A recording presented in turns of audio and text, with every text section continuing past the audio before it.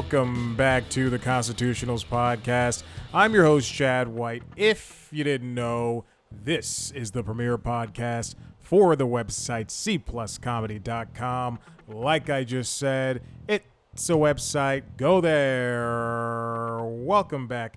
Welcome, I guess, to this very special episode of the Constitutionals. Again, me, host Chad White. I forgot where I was going with this. We have an interview for you today, one of my many storied interviews with a comedian of note. His name is Ahmed Al-kadri, and I hope I pronounced that correctly, because otherwise I look like a fool if I didn't. I talked to him. That doesn't matter when I talk to him. Let's just. But I talked to him about his new special, not special. It's a brand new thing that's coming out. It's already out. Came out on February 24th. It's on YouTube. You can watch it right now. See, this is what happens when I do things way ahead of time. I try to be a good business person. I don't make any money. Let's just remember that. I don't make any money from anything that C Plus Comedy's ever done. But I'm trying to be a good business person and put things out on time. And here we are. I full disclosure, recorded this weeks ago. And this has been on my calendar. I got the video ready. I got the breakouts for TikTok and Instagram ready. I got the press release. I remember everything that we discussed. And yet, I'm still woefully unprepared. You know who's not unprepared? Ahmed Al-kadri. Special, not special. Yes, you can watch it right now. He did this mostly on his own. How many people can you say put together something so big and went ahead and did it? Not many.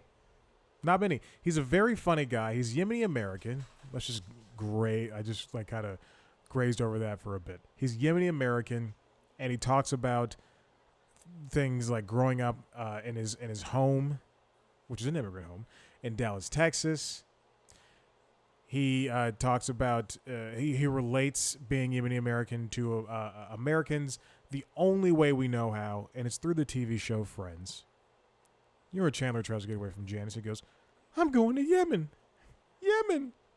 I think he's actually in Yemen, I think, for like an episode or something like that.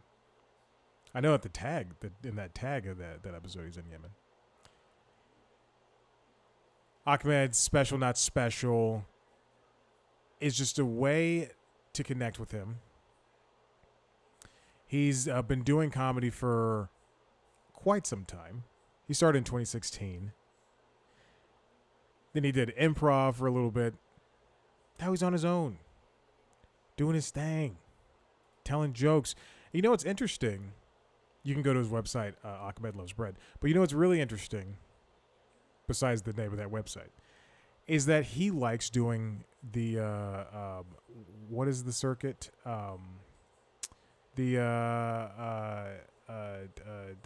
College circuits. Not many people like doing that, but he likes it. And we talk about that for a little bit and why he does. We also talk about who he looks up to, and you wouldn't believe it. Again, I don't want to ruin anything. I don't know if I said I want to ruin anything in the first place. He looks up to somebody I've interviewed multiple times. It's fantastic. Special, not special is a funny special. You should check it out. I've seen parts. I haven't seen the whole thing. I've seen parts. You can also check him out all over the internet. He's a funny guy. You can check him out on Instagram, TikTok. Ahmed Loves Bread, where he puts out a crap ton of, and I hate saying this, but content. In fact, he's the reason why C Plus Comedies, this is no joke, he's the reason why C Plus Comedies TikTok is putting out more videos than ever. Very true. Because I asked him about TikTok stuff, and he was like, boom, bam, bizzles, there you go. And it all works. And he's putting out enough clips for you to understand that his stand-up is something to look at and behold. This intro has gone on long enough. You can, if you want to check this out, you can check out Special Not Special on YouTube.com under Ahmed Al-Kadri. You can also, you know what? He's also got some other stuff on YouTube, if I remember correctly. He's got tons of clips of his stand up, some crowd work stuff. You can follow him on Instagram and on TikTok at Ahmed Loves Bread. You can go to his website, ahmedlovesbread.com, where you can see his tour dates. You can buy stuff from his shop, do all that good stuff. Again, special, not special, YouTube, free. Watch it. If you want to see a video version of this interview, go to youtube.com/C plus comedy. While you're over there, you're already going to be over there looking at the special. So check out something else that's pretty special. What else is going to be on youtube.com/C plus comedy? You can see video versions of this podcast, The Constitutionals, as well as the other podcasts, LinkedIn Logs and Late Night Lately. LinkedIn Logs is the Jobs podcast, and it's like the CNBC of the podcast of C plus comedy. And then Late Night Lately, which is the late show. Wait, what was it called? The Late Show podcast. I don't know. Who cares? It's a late night podcast where I talk about late night and all those things about late night. How to write jokes, what it takes to run a late night show, things like that. Those 2 episodes I've never done, and I probably won't ever do. And you can follow us on TikTok, Twitter, Instagram, Facebook, at C plus Comedy. And I think that's it. So, you know, I probably should have started the song minutes ago, because this is a very long transition. But anyway, enjoy. Ahmed Al-kadri. Bye-bye.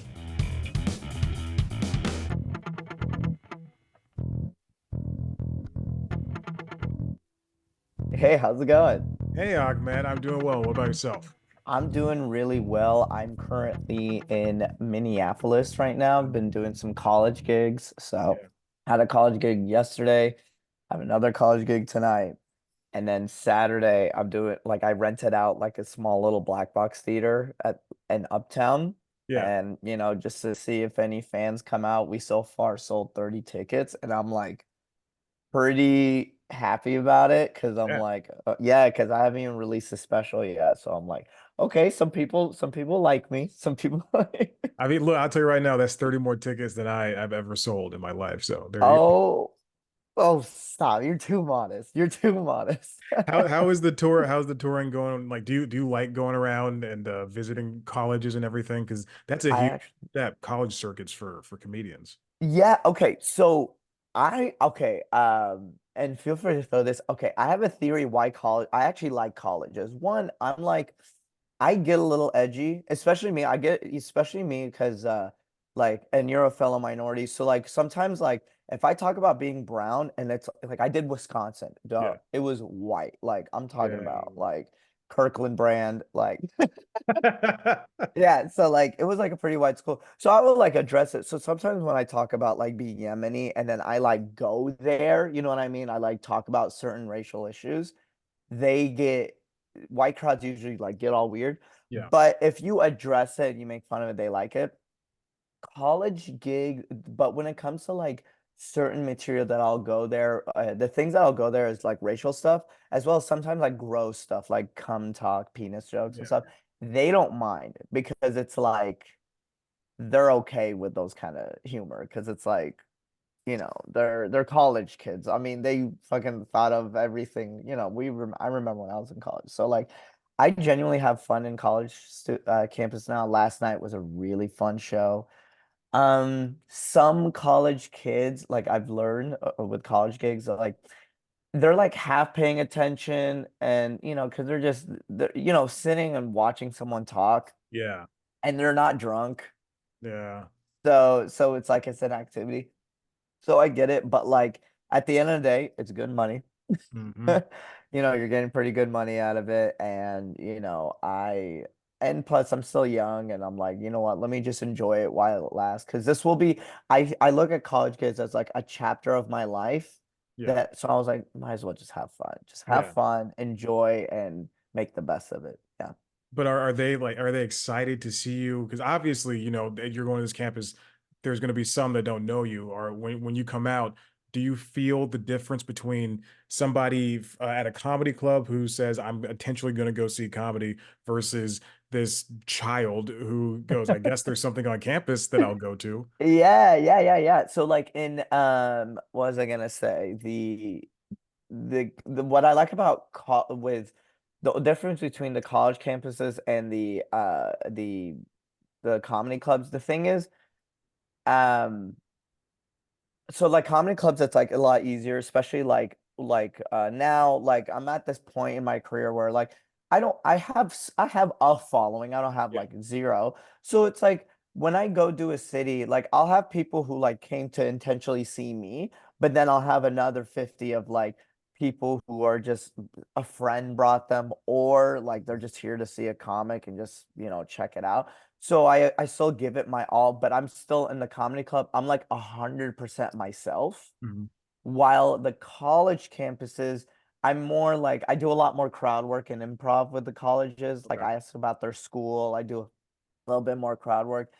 With college kids, also like I have to switch it up with the energy too, because they some college kids, like they haven't lived life as much as we adults have, you know what I Right. mean? So Yeah. there're just certain jokes they just don't, I don't know, I just like they don't get it, I guess. And sometimes like as I'm doing my act with a college campus, I'm like filtering myself because there's still some jokes I still like, I don't want to just say that joke, that Mhm. would get Mhm. too, I don't want to say triggered, but like I don't want to like, I'd rather just filter myself just to play it safe, you know what I Right. mean? Yeah.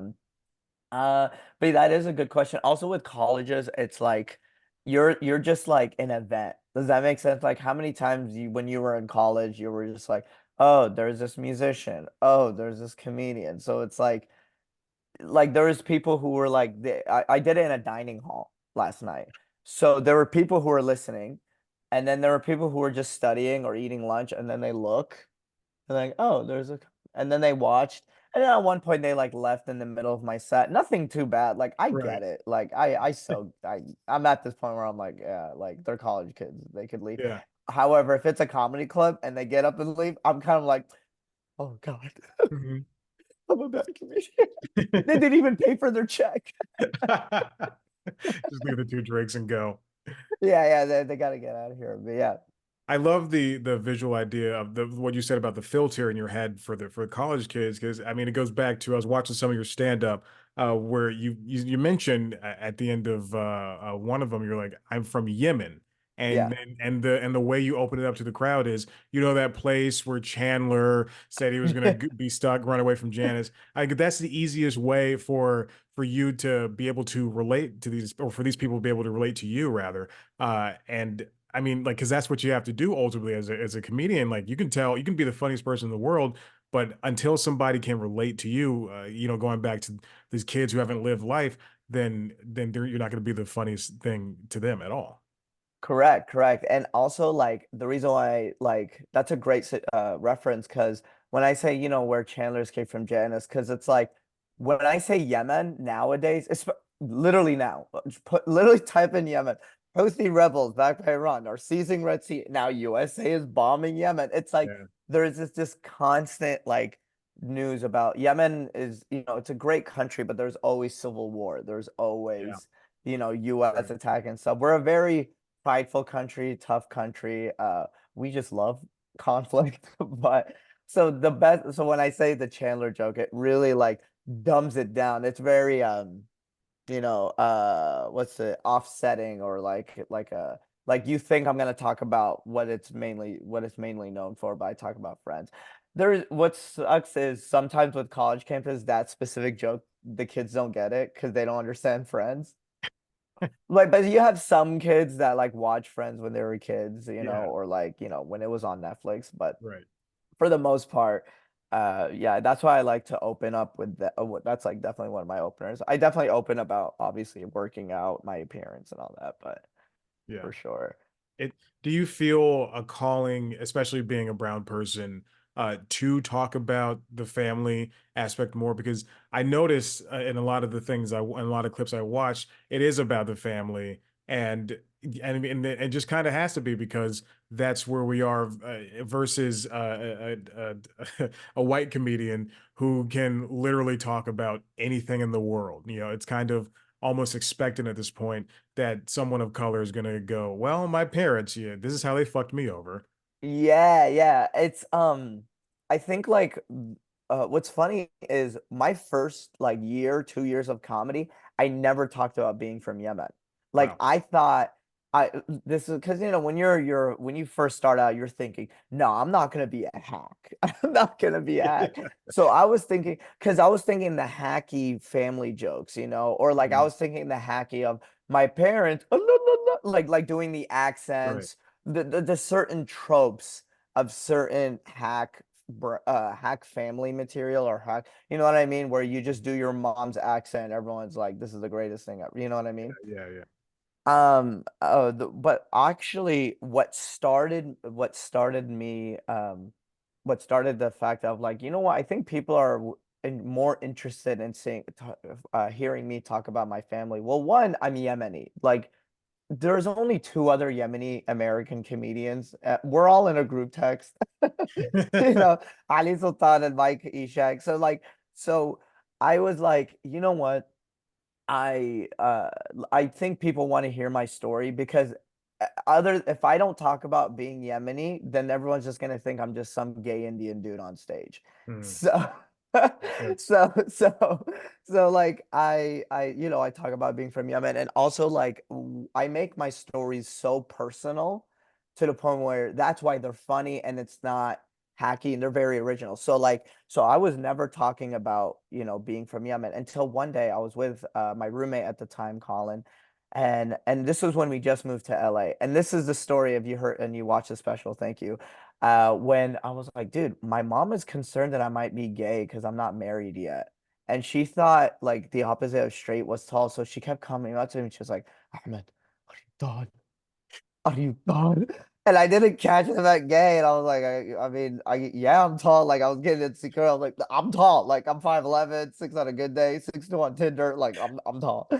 So like and then like my roommate and her and one of our friends, they were dying laughing. And they're like, you have to use this on stage. And I was like, but I'm like doing my mom's accent. They're like, no, no, no. This is a like you're no it they were like, we're white. They're like it's not the accent that was making us laugh. It's the fact that the words, the misconception, it's language. It's like they were telling me the deeper meaning. Meanwhile, I was just so scared of like coming off as a hack comic, or like I wanted originality because like the thing about stand-up comedy or comedians in general, like we want to have this prestige. You want to be respected within your comedy community, yes. but also, you want to crush on stage because like now I'm sure you've interviewed multiple comedians about like what is hack and original and all Mhm. that stuff. Yeah, yeah, yeah. It's But how do you balance the hack and the original things and trying not to go into the stereotype of it all because I see like I try not to watch a lot of comedy to not to inform these interviews but when I see someone doing something so stereotypical and they're at a level that's bigger than both you and me and I think you have to be better than this. How do you balance that, walk that line and oh balance my those God, you are my brother. You are Chad. You are preaching to the choir. Seriously, like, because I feel that way a lot. Because like I think with originality, that's like for me at least, I try to find that through person for like my personal. Also, even though I've been doing comedy for a little over almost 8 years now, but yeah, almost 8 years now. But like, I still go to open mics when I can. Mhm. I'm at the clubs all the time because sometimes like I'll write a joke. Like I remember years ago, I had a joke about this was when it was hot, Queer Eye, right? And I Mhm. wrote a joke about how I was like, oh yeah, like the only person like that's doing things is the guy remodeling the home. That Kamano, the personal guy, and Yeah. the chef, they're not doing shit. Like I was talking about how useless those two guys are. And then I swear to God, bro, this was like 2019, and I Mhm. was like going to all these open mics. Within that week, I heard two, three other comedians that had like a similar premise. Ugh. And I was like, you know what? And not it's not that they're stealing my joke. It's Right. just like, oh, everyone is thinking of the same thing, you Right. know?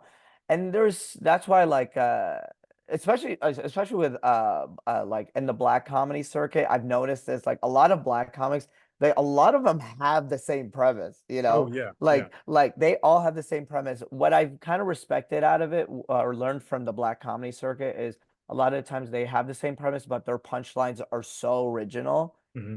It's absolutely hilarious, and they're so a lot more time, more energy, more charisma. But a Yeah. lot of like, if you go like, you'll see the same premise, which is like, you know, old rap and new rap.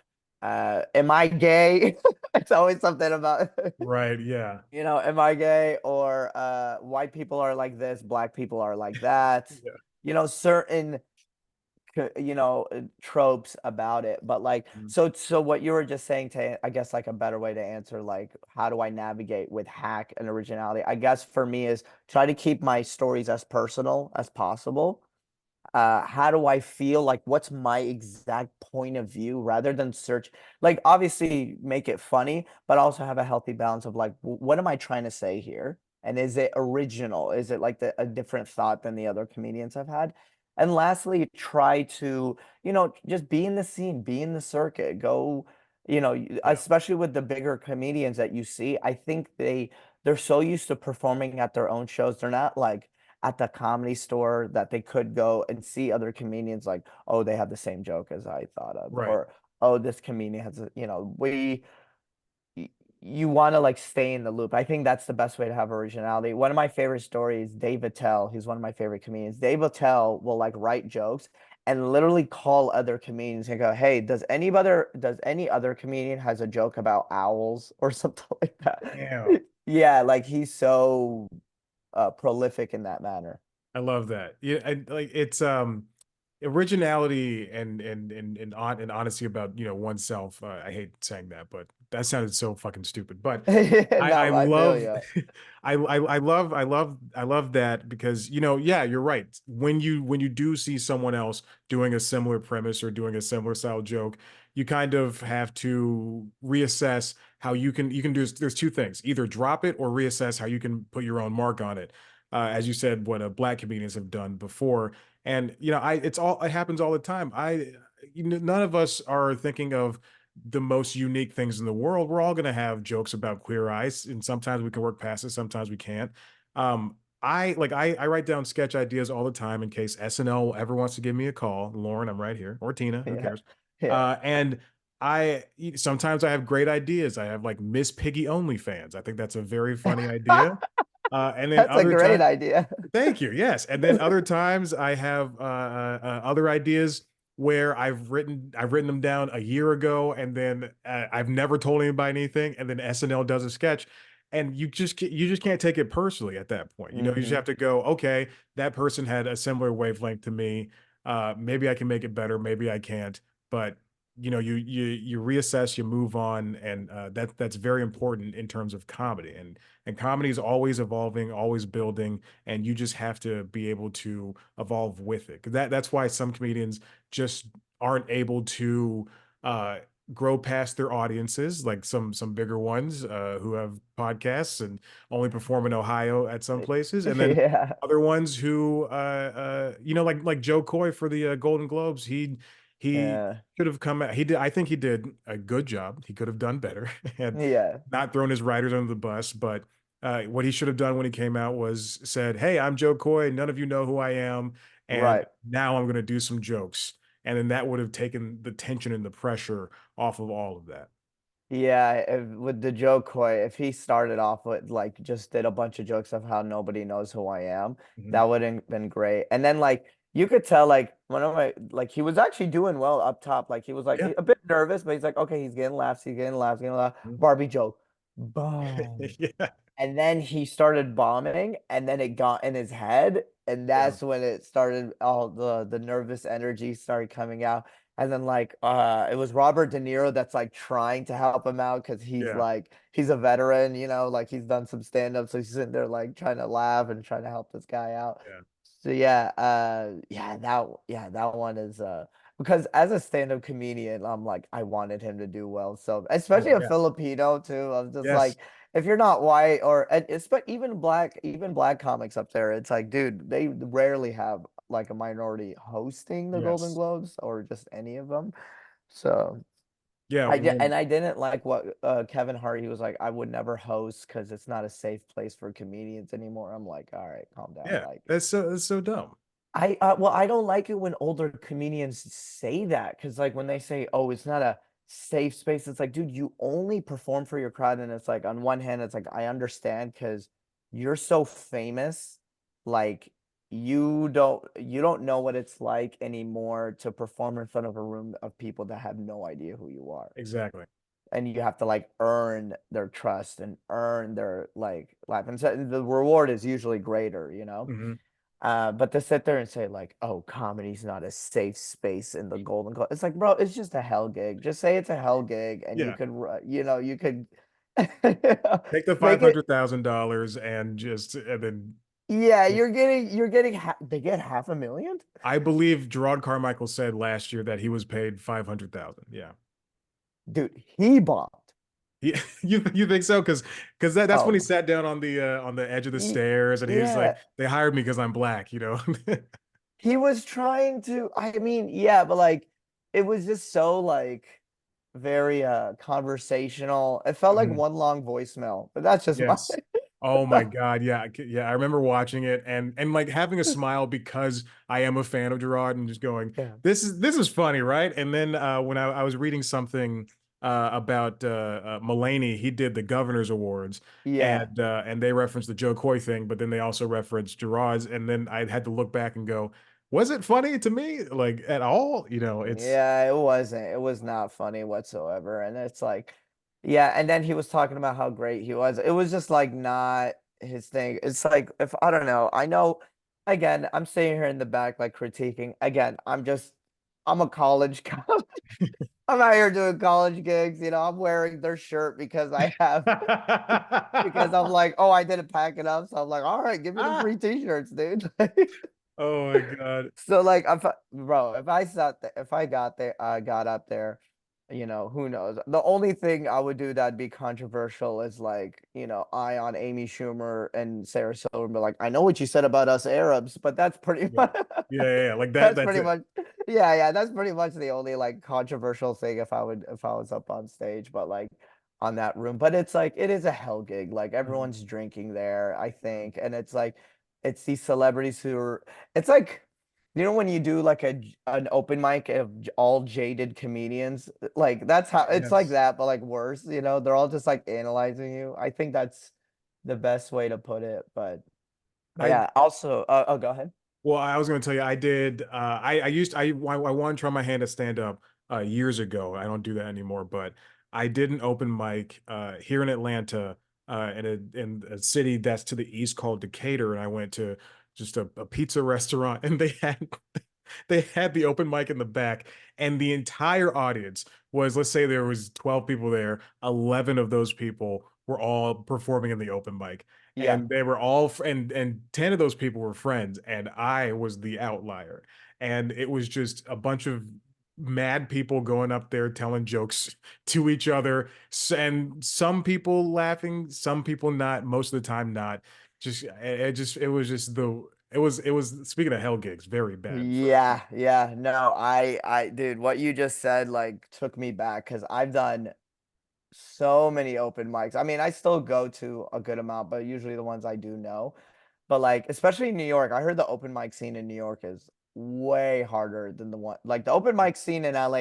At least it's a bit more supportive, or like yeah. you could at least perform in front of some audience members. But yeah, Chad, if we're ever in the same city and you think you have a good 5 minutes, I'll throw you up on stage. How about Oh, perform that'd in be front of a great. real crowd that will actually pay attention? But they're gonna expect you to be good, so you gotta like the Hmm. pressure. It's a lot more pressure. The only thing beautiful about those jaded, shitty open mics, it's like there's no pressure. There's Right. no Yeah. pressure to be Yeah. funny whatsoever. Yeah.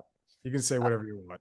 Exactly, exactly. But yeah, thank you. Again, also I wanted to say thank you so much for watching like the screening of my special. I know you saw one of the older drafts, but like I should be getting an updated draft soon. I'm actually adding like a little mini sketch, like less than a minute, Okay. with my that I shot with my friends. And then I also added I was in Dallas and my director Dawood's also in Dallas. So I had him come over to my place and we did like a small little like interview with me and my brothers. So we talked about like the goat joke, like a cool little Mm, behind the scenes thing while we're running credits. It's just like mm. talking with my brothers, stuff like that. I think it'd be Yeah. cool. I like extra stuff in specials. I think Yeah, that, yeah. that really goes to show like who you are as a comedian, and like really opening up people to your lifestyles. It's you can either just do the jokes and just and let that live, or you can bring some breath into it, some life, and going that route is a very smart and fantastic move, especially for this is your first special. Yeah, yeah. This was my first special. Amazing. The reason why I called it special, not special, uh, was I guess it's like it kind of like winks at who I am as a person. I'm very like I don't want to say like I don't like being all this like, oh, I'm flying, this is my first special, like, you know, it should be on Netflix, it should be on all. I'm literally Yeah. like, hey guys, like the way I want to present it is like, hey guys, here is this like about hour of ish of material that I've been using. I want to start writing new material.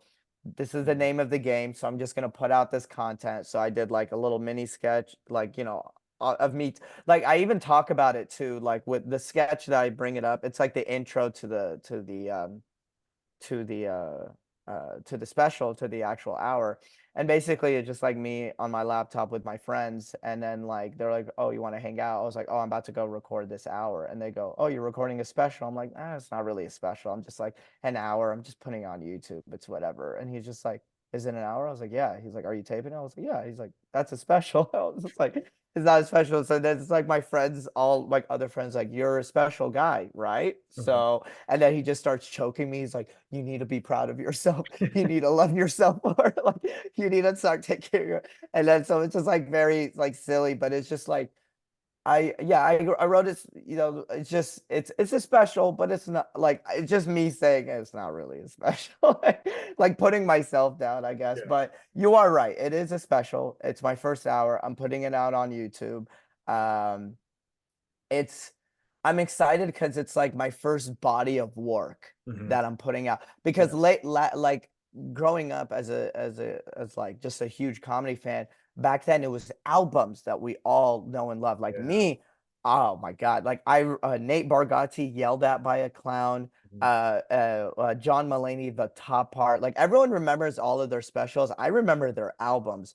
Hannibal Buress, My Name is Hannibal. Yes. I was a huge fan of just out comedy albums, but Yeah. now no one really listens to comedy albums anymore. So they'll watch you like so I'll put out a YouTube special and then I'll put all these like short versions or short clips on Instagram so it could promote the or Instagram, TikTok, on social media so Yeah. it could promote, because nowadays to build your name you have to create long form content and then build bite it size into short form content. Right. One comedian that I admire so much, I even DM'd him, he hasn't responded yet. His name is Josh Johnson. Yeah. Oh, I This know man, Josh. I've talked to him twice. Yeah. oh, you've spoken? Oh man, Yeah. I'm jealous. Dude, I admire him so much as a comedian because within 2023, I think he mentioned this on a post. I think he put out like almost 7 hours of material. Yeah. Yeah, puts Sounds out like it. so he just constantly writes and puts out original good joke writing, good material. Him and Fahim Anwar, those are like the two I know comedians Fahim I too. Yeah. admire so much because like they, I mean, they'll put out some. I mean, Fahim and Josh, I don't know about Josh, I haven't seen it yet, but they'll put out some crowd work material.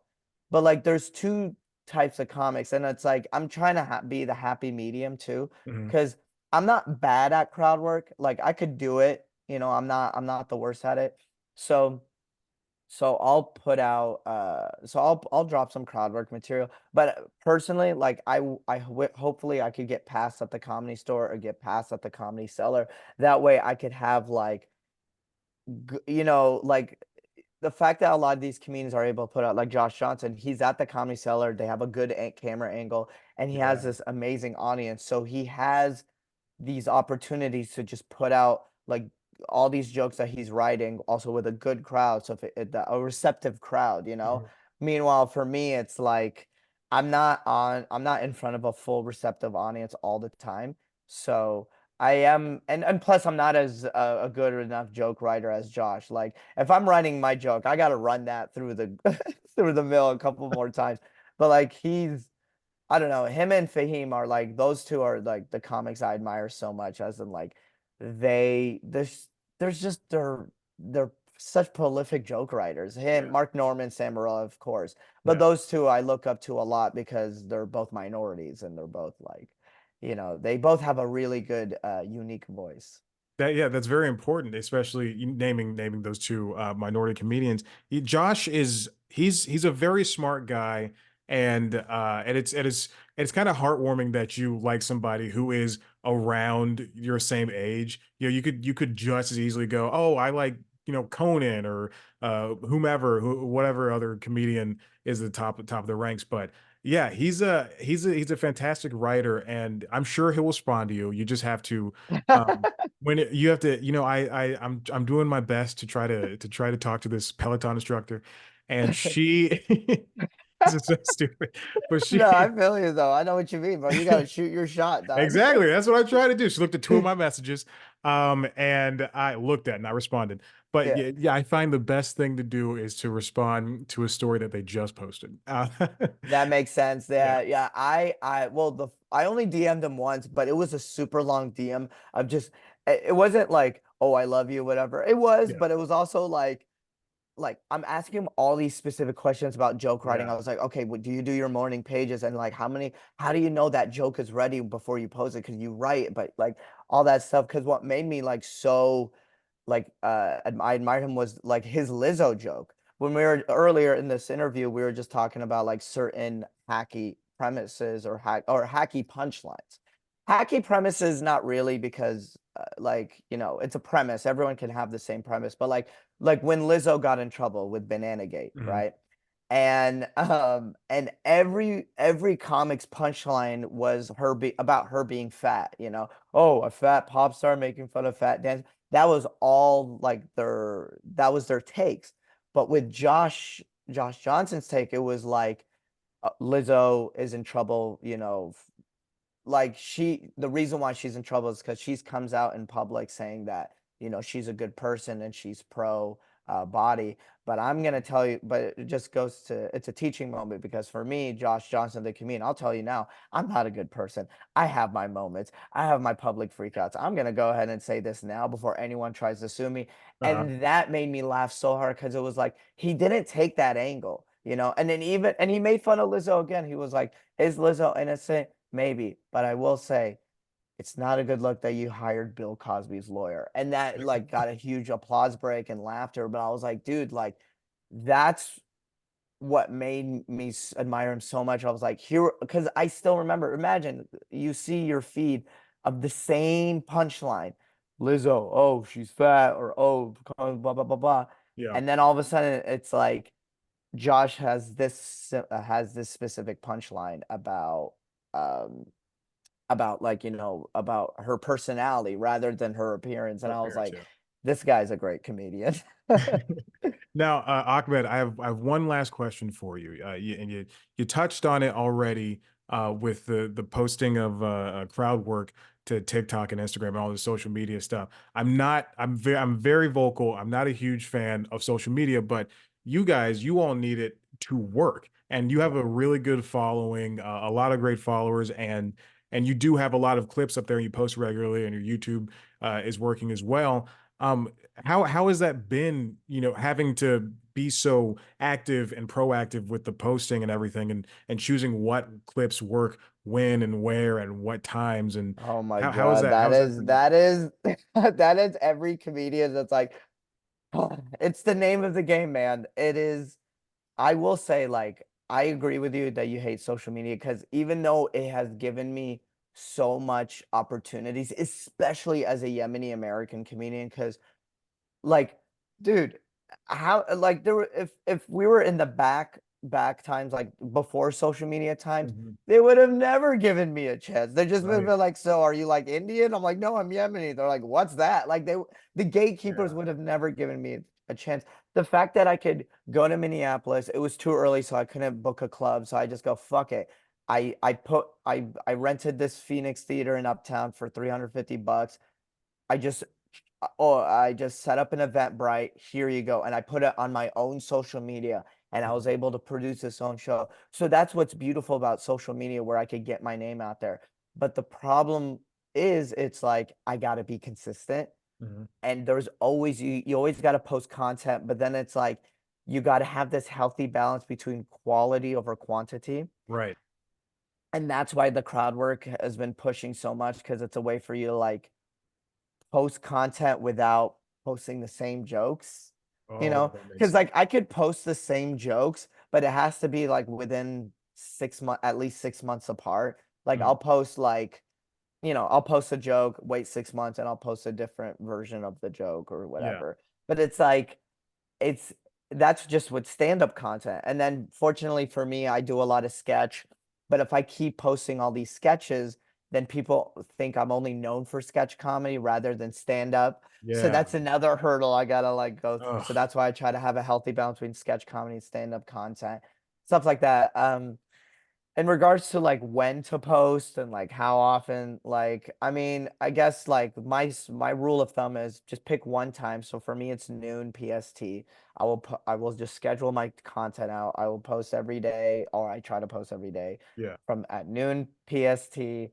I will do 3 to 5 hashtags. Try to make them niche hashtags. You know what I Okay. mean? Like I did a anime sketch recently. So I saw instead that. of just put, oh, you saw that? Yeah, Yeah. yeah, yeah. Do you watch anime? Do you know Yeah, what I'm talking? I do watch anime. Yeah, but Yeah, I'm so not yeah. I only dubbed, so I'm a loser in the fact Hey, that I I'm a watch. dub. No, no, no. You're not a loser. Hey, Okay. don't get caught up with this whole sub dub. Those are only Okay. nerdy anime fans. Listen, you people like you and I, we watch anime because it's a good show. Yes. If it's a good show and it's good, it is just as special as the other animes. But anyways, um, but like I put that out and I'll put like the specific name of the character, specific name of the show. It's like try to be as niche as possible rather than just put sketch comedy, funny, viral. Don't do that.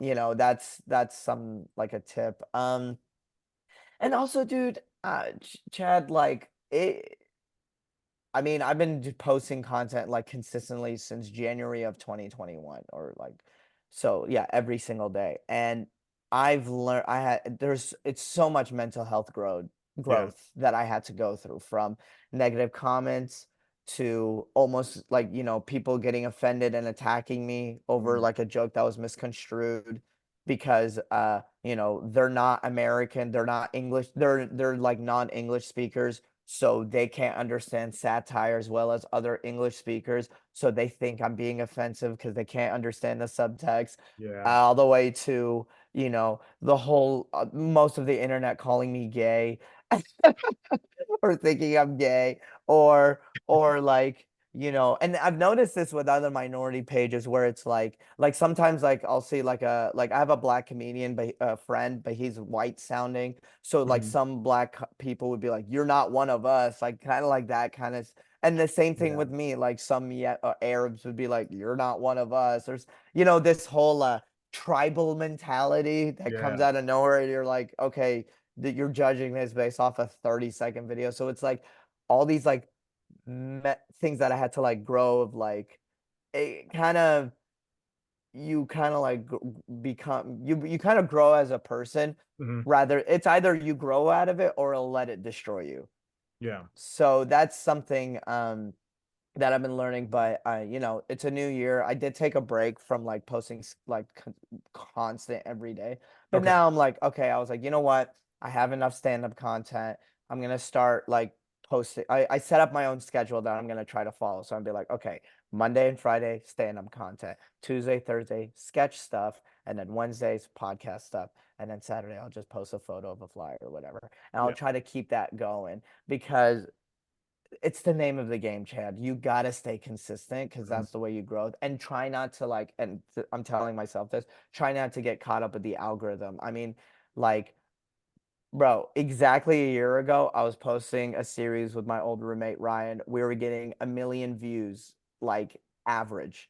And now I'm lucky if I get a viral video, Yeah. which is fine. And it's like, hey, this is just the name of the game. People, it doesn't mean people are still discovering you, you Hmm. know.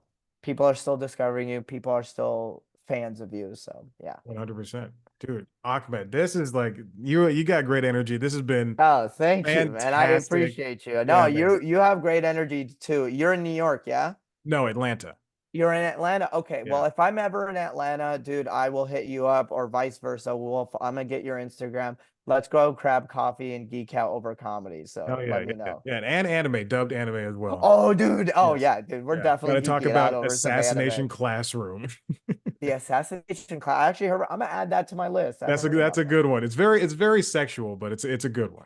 Dude, that's all animes though, bro. It gets weirdly sexual, but you're like, Yeah. but the story is great. Like, have you seen Jobless Reincarnation? Yeah, yeah, yeah, yeah. Yeah, yeah. It's like the story is amazing, but like, gosh, it gets so Ugh. weirdly sketchy. Yeah, yeah. You're like, it's cringy sexual, but Can't hey, talk about it too much. yeah, yeah. You can't. Yeah, you don't want to talk about it too much, and then you and I will end up on a list. Uh, anyways, but dude, Chad, thank you so much for having Yeah, me, and thank you so much for like interviewing me and getting my name out there. Because again, it's like I'm just trying to get my name out there as a yeah. comic. You're very welcome. And I'll send this to you as soon as it's done. Okay, I appreciate it. We'll keep in touch. Okay, Yes, sir. All right. Have a good one. have a good one, brother. Take care. Bye.